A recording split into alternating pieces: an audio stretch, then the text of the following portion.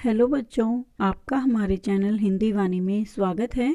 पिछले भाग में हमने पढ़ा था कक्षा 8वीं की पाठ्यपुस्तक वसंत भाग 3 का 16वां पाठ। पाठ का नाम है पानी की कहानी और इस पाठ के लेखक रामचंद्र तिवारी जी हैं। बच्चों, जैसा कि हमने हमेशा से सुना है कि जल ही जीवन है, बिना पानी के हमारा जीवन असंभव है। यदि इस पृथ्वी पर पानी नहीं होगा तो पेड़ पौधे, पशु पक्षी और मनुष्य किसी का भी जीवन संभव नहीं होगा, किसी का भी जीवन आगे नहीं बढ़ सकेगा और सबका जीवन समाप्त हो जाएगा। पानी की कहानी पाठ के माध्यम से लेखक ने जल चक्र के बारे में बताया है कि पानी हमारी पृथ्वी पर एक सीमित मात्रा में है, जिसका केवल रूप बदलता रहता है। पानी को ना तो बढ़ाया जा सकता है और ना ही घटाया जा सकता है। केवल पानी अपने एक रूप को छोड़कर दूसरा रूप धारण करता रहता है।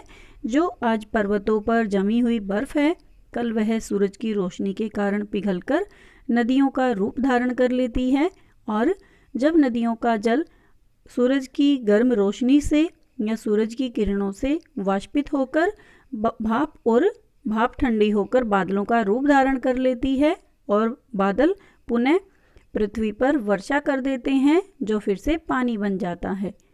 इस प्रकार से लेखक का यह पाठ लिखने का प्रमुख उद्देश्य है कि सभी बच्चे जल चक्र के बारे में पूरी तरह से जानकारी प्राप्त कर लें। उन्हें पता चले कि पानी किस प्रकार से अपना रूप बदलकर अलग अलग रूपों में हमारे सामने रहता है तथा यह हमारे जीवन के लिए बहुत अधिक महत्वपूर्ण है।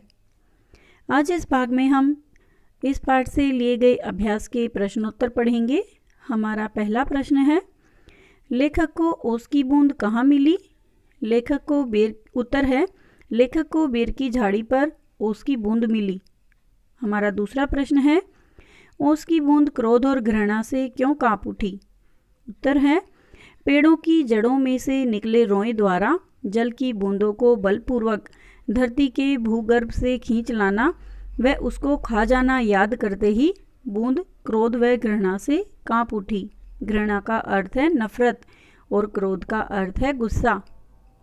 हमारा तीसरा प्रश्न है, हाइड्रोजन और ऑक्सीजन को पानी ने अपना पूर्वज या पुरखा क्यों कहा?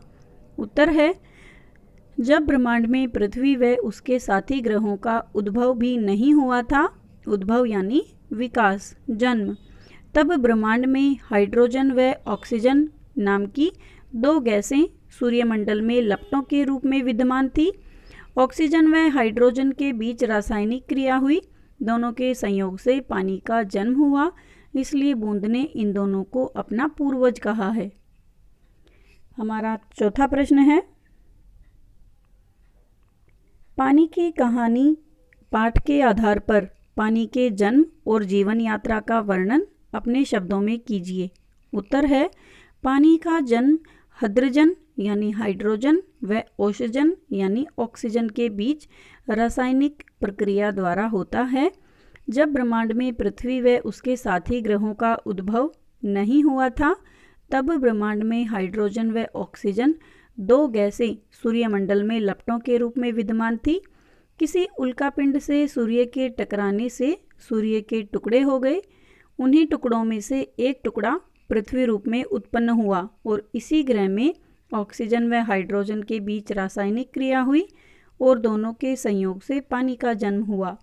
सर्वप्रथम बूंद भाप के रूप में पृथ्वी के वातावरण के इर्द गिर्द घूमती रहती है। तत्पश्चात ठोस बर्फ के रूप में विद्यमान हो जाती है।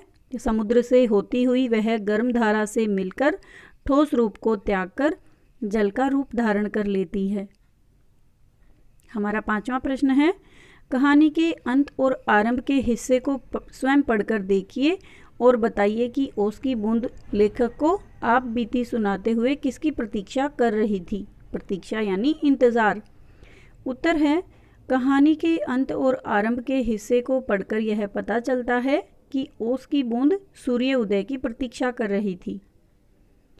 हमारा छठा प्रश्न है, समुद्र के तट पर बसे नगरों में अधिक ठंड और अधिक गर्मी क्यों नहीं पड़ती? उत्तर है समुद्र के तट पर बसे नगरों में अधिक ठंड और अधिक गर्मी नहीं पड़ती क्योंकि वहाँ के वातावरण में सदा नमी होती है। हमारा 7वां प्रश्न है, पेड़ के भीतर फव्वारा नहीं होता तब पेड़ की जड़ों से पत्ते तक पानी कैसे पहुँचता है? इस प्रक्रिया को वनस्पति शास्त्र में क्या कहते हैं? उत्तर है पेड़ के भीतर फव्वारा नहीं होता तब पेड़ की जड़ों से पत्तों तक पानी पहुँचता है क्योंकि पेड़ की जड़ों व तनों में जाइलम व फ्लोएम नामक वाहिकाएं होती हैं जो पानी जड़ों से पत्तियों तक पहुंचाती हैं। इस प्रक्रिया को वनस्पति शास्त्र में संवहन यानी ट्रांसपायरेशन कहते हैं। यह ऐसी प्रक्रिया है जिसके द्वारा पेड़ पौधे अपना भोजन बनाते हैं जिसमें वो सूर्य का प्रकाश, पानी और ऑक्सीजन का प्रयोग करते हैं। वे ऑक्सीजन उत्पन्न करते हैं तथा हाइड्रोजन या कार्बन डाइऑक्साइड वगैरह गैसों का भी प्रयोग करते हैं और इस प्रक्रिया को प्रकाश संश्लेषण प्रक्रिया कहते हैं। उम्मीद है बच्चों आपको अभ्यास के ये प्रश्नोत्तर समझ में आ गए होंगे। यदि आपको यह वीडियो अच्छा लगा तो आप इसे अपने दोस्तों के साथ ज़रूर शेयर करें। यदि कोई सुझाव है तो आप हमें कमेंट करके बता सकते हैं। धन्यवाद।